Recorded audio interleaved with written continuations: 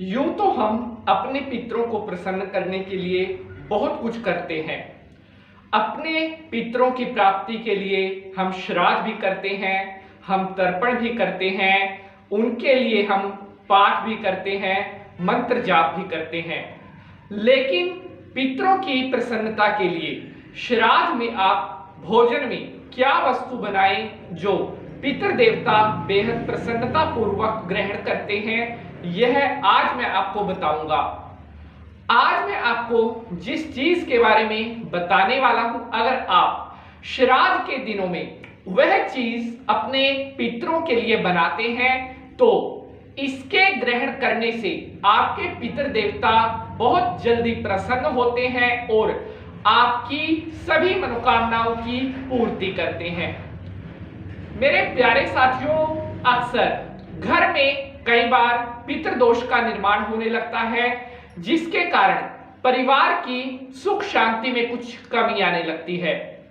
जिस प्रकार से हम देवी देवताओं का भजन पूजा पाठ करते हैं, उसी तरह से पितरों के लिए भी भजन पूजा पाठ करना बेहद आवश्यक है, क्योंकि हमारे शास्त्रों में भी कहा गया है कि देवता उसी घर में आते हैं जहां के पितृ देवता प्रसन्न होते हैं।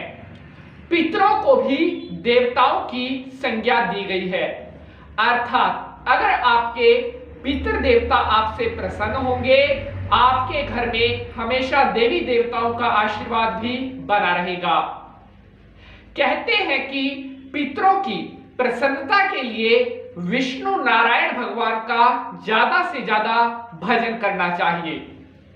विष्णु भगवान के जितने भी मंत्र हैं, उन मंत्रों का अगर आप ज्यादा से ज्यादा पठन करते हैं, अपने घर पर पितरों की शांति के लिए अनुष्ठान करवाते हैं, भागवत सप्ताह करवाते हैं, तो ऐसे घरों में कभी भी पितृदोष का निर्माण नहीं होता। और जिन घरों में पितृदोष नहीं बनता, ऐसे घरों में हमेशा सुख शांति रहती है, बच्चे अच्छी नौकरी पर लगते हैं, बच्चों के विवाह समय पर होते हैं, विवाह के बाद उत्तम संतान की प्राप्ति होती है। लेकिन अगर इसके विपरीत हम बात करें कि जिन घरों में पितृदोष बनता है, वहां पर घर में एक तो बीमारी रहती है, जिन बच्चों की विवाह की उम्र हो रही है उनके विवाह में देरी होगी, उनके लिए रिश्तों में अड़चन आएगी। जिन बच्चों ने शिक्षा अच्छी ग्रहण कर ली है, उनकी नौकरी में रुकावट आएगी और परिवार की सुख शांति में भी कुछ कमी जरूर आती है। तो ये सब पितृदोष के लक्षण होते हैं। तो मेरे प्यारे साथियों, आज मैं आपको बताने वाला हूं उस एक चीज के बारे में जो श्राद्ध के दिनों में आपने अपने पितरों के लिए जरूर बनानी है। क्योंकि साथियों, श्राद्ध के जो ये 15 दिन होते हैं, कहते हैं कि इन दिनों में आपके जो पितृ होते हैं वो स्वर्ग लोक से आपके घर पर आते हैं, वायु रूप में आते हैं, और श्राद्ध के दिनों में जो भी आप उनके निमित्त दान करते हैं वह उनको प्राप्त होता है। यहां पर मैं थोड़ी सी चीज और ऐड करना चाहता हूं, आपके लिए बहुत जरूरी सूचना यहां पर मैं आपको देना चाहता हूं।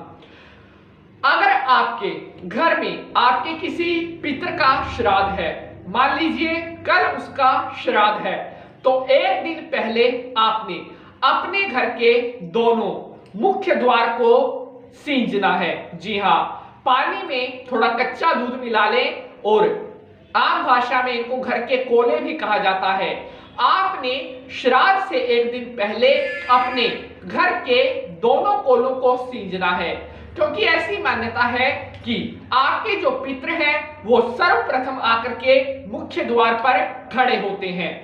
यहीं से फिर वह वायु रूप में आते हैं, और जो ब्राह्मण को आप भोजन कराते हैं श्राद्ध में, वह आपके पितरों को प्राप्त होता है। इसके अलावा श्राद्ध के दिनों में अगर आप कौवों को भी भोजन कराते हैं, यह भी आपके पितरों को प्राप्त होता है। प्यारे साथियों, जैसे कि आपको पता है कि अब कुछ दिनों में श्राद्ध लगने वाले हैं, पितरों के दिन आने वाले हैं। तो इन दिनों में अगर आप अपने पितरों की कृपा के लिए दान पुण्य करते हैं तो इसका बहुत ज्यादा पुण्य फल आपको प्राप्त होता है। मेरे प्यारे साथियों, श्राद्ध के दिनों में आप अपने पितरों की स्वर्ग गमन कामना के लिए उनके लिए आप पूजा पाठ या ब्राह्मणों के साथ कम से कम 5 दिवसीय पितृ शांति का अनुष्ठान भी जरूर करवाएं। कहते हैं जिन घरों में श्राद्ध के दिनों में पितृ शांति अनुष्ठान होते हैं ऐसे घरों में कभी भी पितृदोष का निर्माण नहीं होता।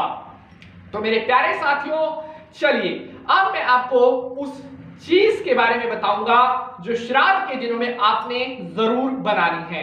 नमस्कार, सुस्वागतम, आभार, अभिनंदन। मैं पंडित नितिन शास्त्री आप सभी भक्तों का आज के नए एपिसोड पर बहुत बहुत स्वागत करता हूं। उम्मीद है आप सभी स्वस्थ होंगे, मस्त होंगे और शंकर जी की कृपा आपके ऊपर बनी रहे।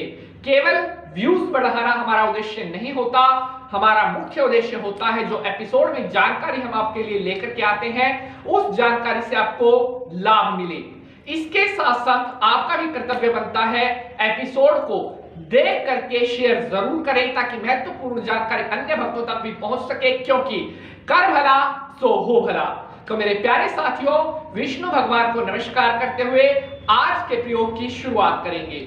ओम करारविंदे नमदारविंदम मुखारविंदे विनिवेशयन्तम वटास्य पात्रास्य वटेशयानं बालं मुकुंदम मनसा संभ्रामि। बोलिए विष्णु भगवान की जय। तो मेरे प्यारे साथियों, अब उस वस्तु के बारे में मैं आपको बताने वाला हूं जो कनागतों के दिनों में, श्राद्ध के दिनों में आपने अपने पितरों के लिए जरूर बनानी है। जब आप अपने घर पर अपने किसी पूर्वज का श्राद्ध करते हैं तो उस भोजन में आपने खीर जरूर बनानी है। जी हाँ, आपने अपने पितरों के लिए खीर जरूर बनानी है, क्योंकि कहा गया है कि पितृ देवताओं को भोजन में सबसे ज्यादा अगर प्रिय कोई वस्तु है तो वह खीर है। आप शुद्ध दूध की खीर अपने पितरों के लिए जरूर बनाएं और ब्राह्मण को बुला करके उसको वह जरूर परोसें। भोजन आप जो मर्जी बनाएं, लेकिन उसमें खीर का होना नितांत आवश्यक है, क्योंकि कहा गया है, ऐसा माना भी जाता है कि अगर आप अपने किसी पूर्वज का श्राद्ध कर रहे हैं और उसमें आपने खीर नहीं बनाई तो वह श्राद्ध पूर्ण नहीं माना जाता, वह श्राद्ध अधूरा रहता है और पितृ देवता उसे प्रसन्न होकर के, उस भोजन को प्रसन्न होकर के ग्रहण नहीं करते। अगर आप अपने पितरों की प्रसन्नता चाहते हैं, उनकी तृप्ति चाहते हैं, तो अपने पितरों के लिए जो भोजन आप बनाते हैं उसमें खीर जरूर बनाएं। जिस ब्राह्मण को आप निमंत्रण देकर के आते हैं उसके जब वह घर पर आता है उसके चरण धोवे अपने पितरों का ध्यान करते हुए, उसके बाद उसको शुद्ध भोजन खीर सहित परोसे और भोजन ग्रहण करने के बाद जो दक्षिणा है वह दक्षिणा भी उसको जरूर दें। अगर इस तरह से श्रद्धा पूर्वक आप अपने पितृ का श्राद्ध करते हैं तो आपके पितरों की कृपा आपको जरूर प्राप्त होगी, कभी भी घर में पितृदोष का निर्माण नहीं होगा। साथियों, तो यही है वह वस्तु खीर जो अगर आप अपने पितरों के लिए बनाते हैं भविष्य में कभी भी आपको पितृदोष का सामना नहीं करना पड़ेगा। उम्मीद है दी गई जानकारी आपको पसंद आएगी। अगर आज के एपिसोड से जुड़ा हुआ आपका कोई प्रश्न है तो आप कमेंट बॉक्स में अपना वह प्रश्न लिख भेज सकते हैं। कमेंट में ओम नमो नारायणाय, ओम पितृदेवाय नमः जरूर लिखना है। आज के लिए बस इतना ही, फिर नए एपिसोड में आपसे मुलाकात होगी किसी नए विषय के साथ। तब तक के लिए मैं पंडित नितिन शास्त्री आप सभी भक्तों से आज्ञा लेता हूं। आप इसी तरह से हंसते रहें, मुस्कुराते रहें और शंकर जी की कृपा सदैव आपके ऊपर बनी रहे। ओम शांताकारं भुजगशयनं पद्मनाभं सुरेश्वरं विश्वाधारं गगनसदृशं मेघवर्णं शुभांगं श्रीलक्ष्मीकान्तं कमलनयनं योगिर्विद्यानगम्यं वंदे विष्णु भवभयहरं सर्वलोकैकनाथनं। बोलिए विष्णु भगवान की जय।